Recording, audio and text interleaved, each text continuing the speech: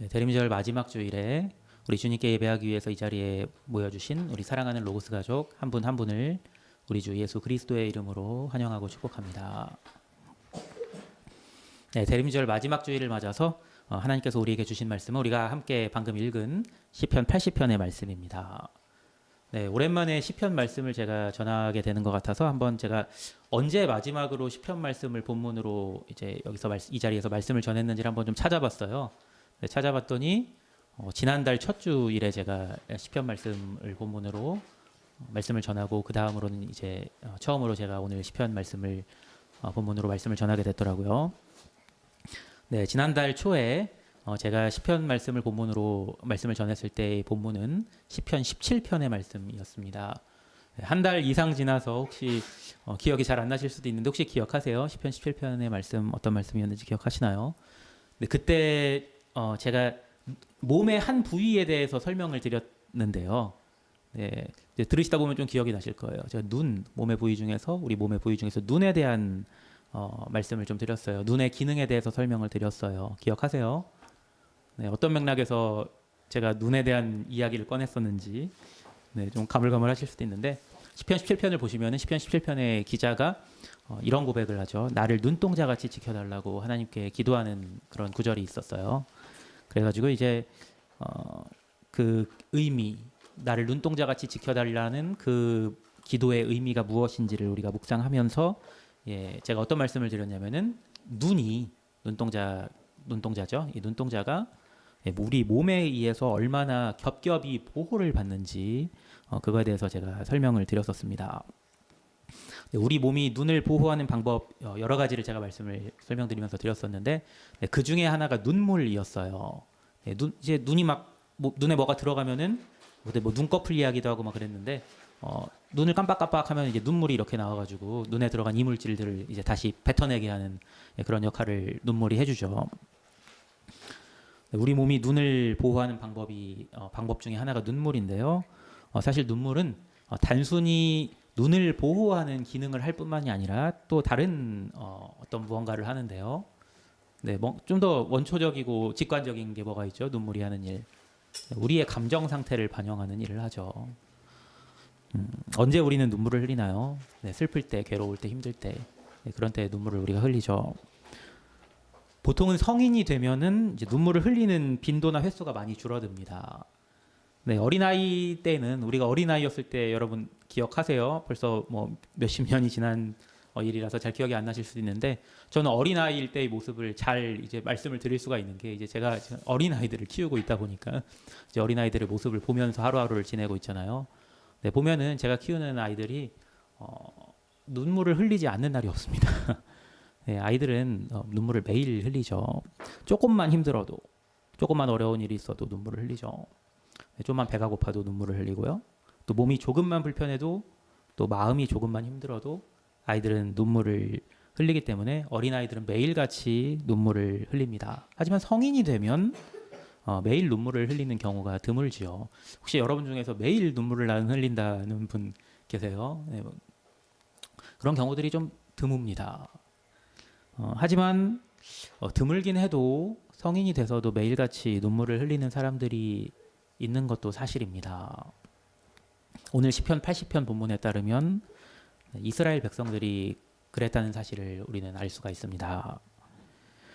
시편 80편 5절에서 시편 기자는 이스라엘 백성들이 눈물의 양식을 먹고 눈물의 양식을 먹고라고 했는데 이제 그 영어 성경을 보시든지 뭐 원어 성경을 보시면요 눈물의 떡, 눈물의 빵이라고 번역하고 있어요.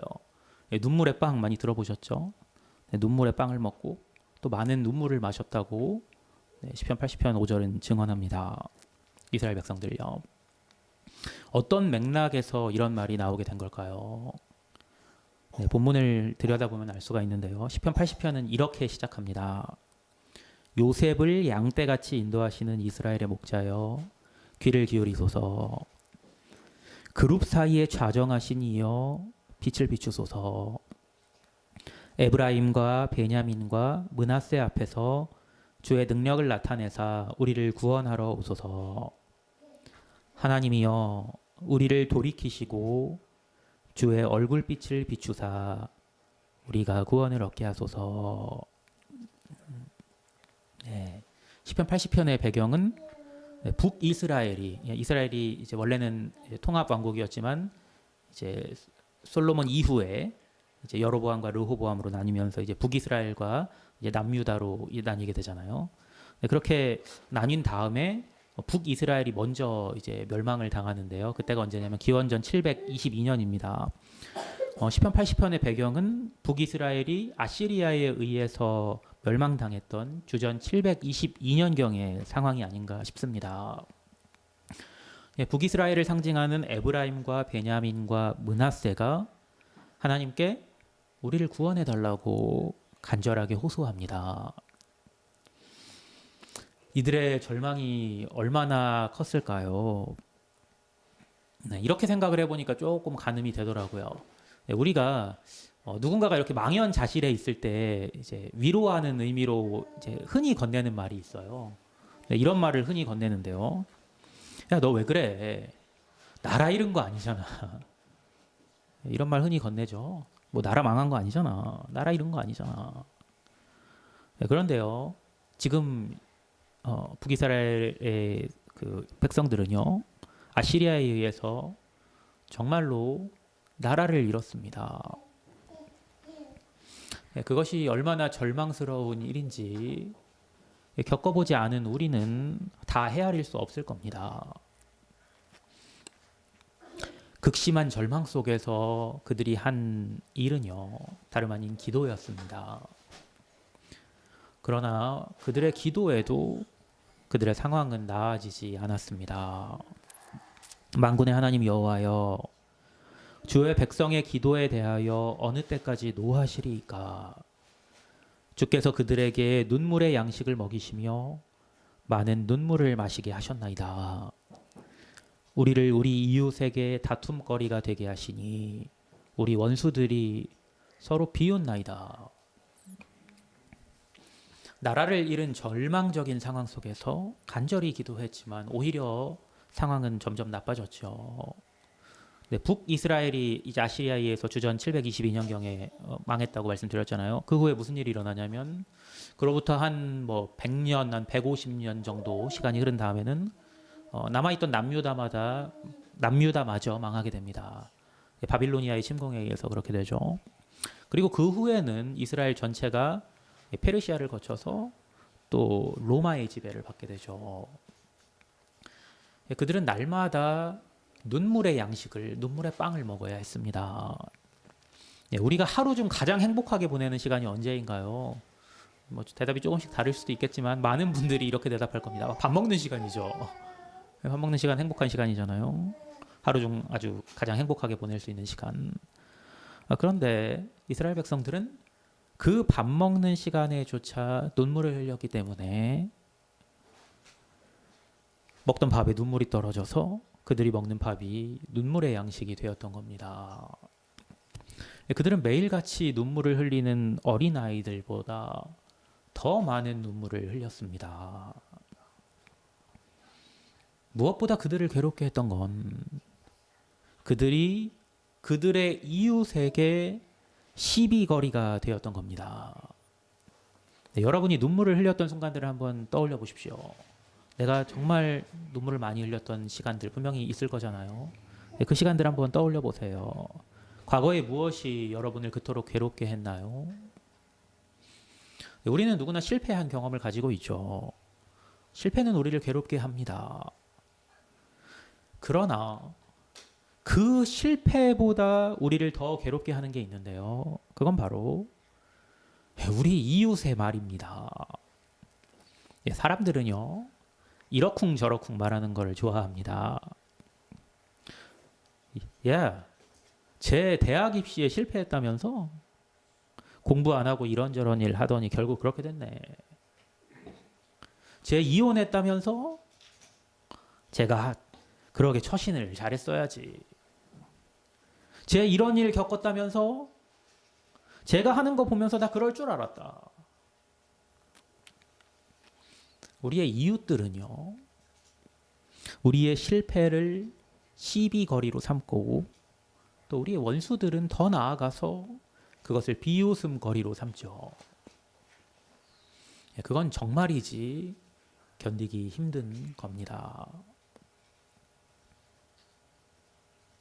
뭐 제 개인적으로 있었던 일이 생각이 나더라고요. 말씀을 묵상하는데 제 아버지께서는 암투병을 하시다 돌아가셨는데요.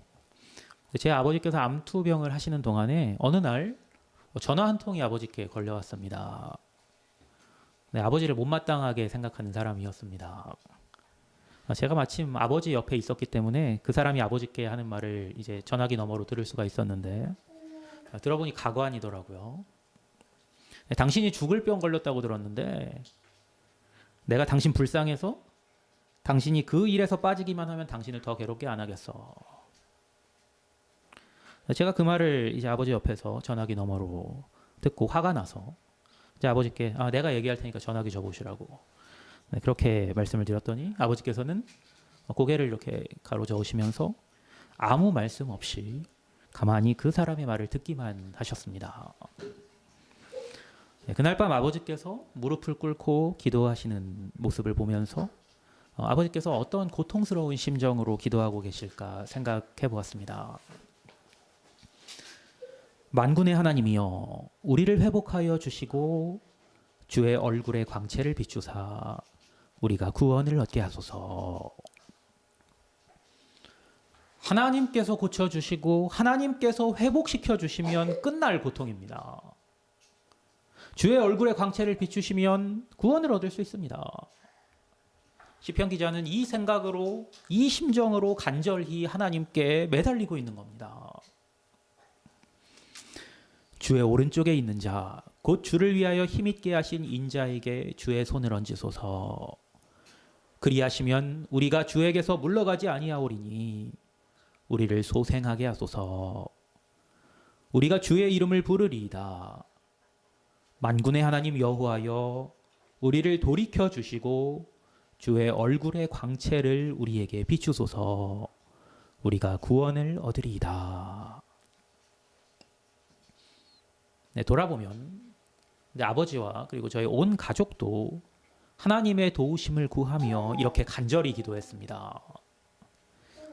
결국 몇 개월 뒤에 아버지께서는 병원 침대 위에서 의식불명 상태로 숨을 거두셨습니다. 아버지께서 의식을 잃으시기 전 마지막 모습은요, 무릎을 꿇고 침대 위에서 무릎을 꿇고 기도하시는 모습이었습니다. 아마도 아버지께서는 마지막 순간까지 하나님께 얼굴의 광채를 비춰주시길 기도하셨던 것 같습니다. 아버지께서 돌아가시고 많은 사람들이 찾아왔습니다. 조문객들이죠. 네, 그 자리에서까지 아버지의 삶에 대해 이러쿵 저러쿵 말하는 사람들이 있었습니다. 네, 가볍고 경솔한 이야기들을 들으며 아버지의 고통을 다시 한번 생각해 보았습니다. 대림절 마지막 주일입니다.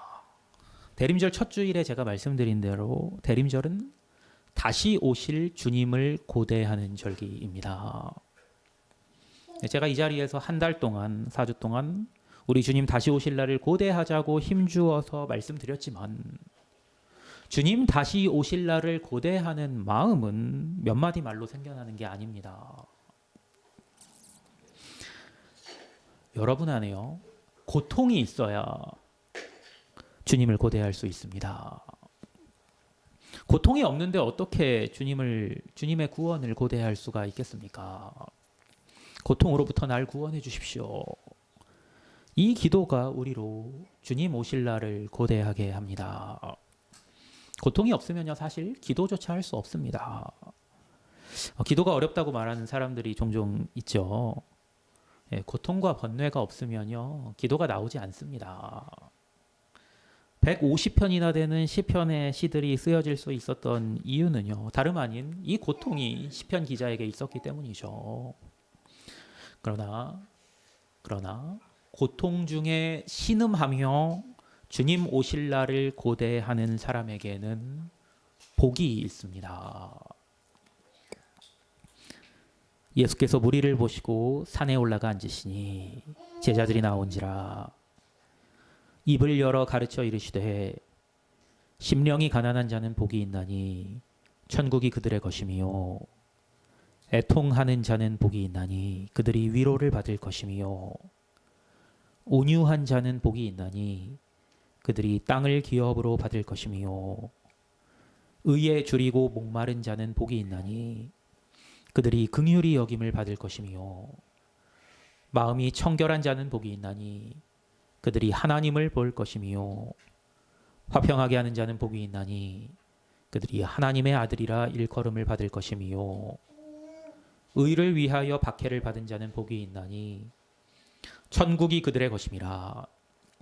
나로 말미암아 너희를 욕하고 박해하고 거짓으로 너희를 거슬러 모든 악한 말을 할 때에는 너희에게 복이 있나니 기뻐하고 즐거워하라.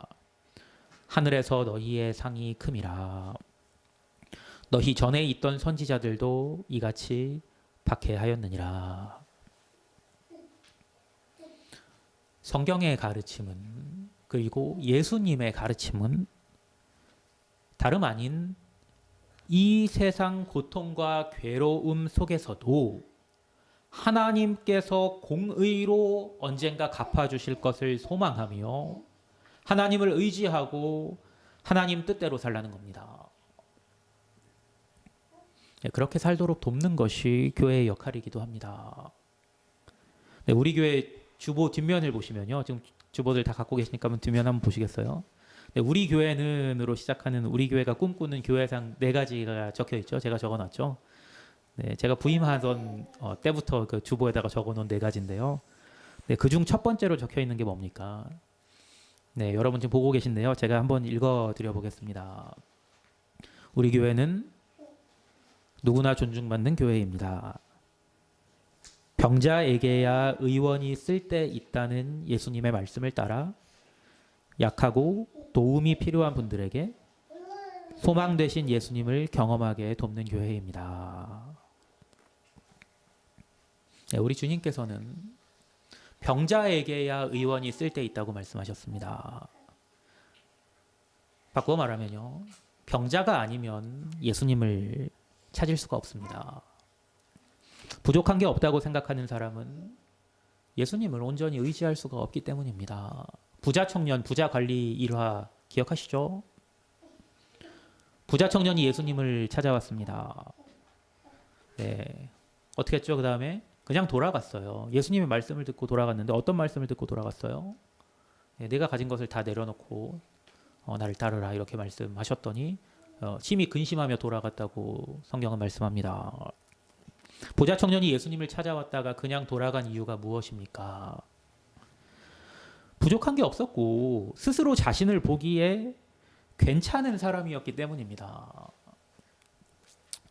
물론 부유한 게 나쁜 건 아니죠. 아니, 좋은 거지만 그것으로 인해서 예수님을 찾지 못하게 되면 그건 더 이상 좋은 게 아니게 됩니다. 반면에 눈물의 양식, 눈물의 빵을 먹는 건 고통스러운 일이지만 그 고통이 우리 주님의 도우심을 구하게 한다면, 그리고 우리 주님의 오심을 고대하게 한다면 그 사람에게는, 그 눈물의 양식을 먹는 사람에게는 복이 있습니다.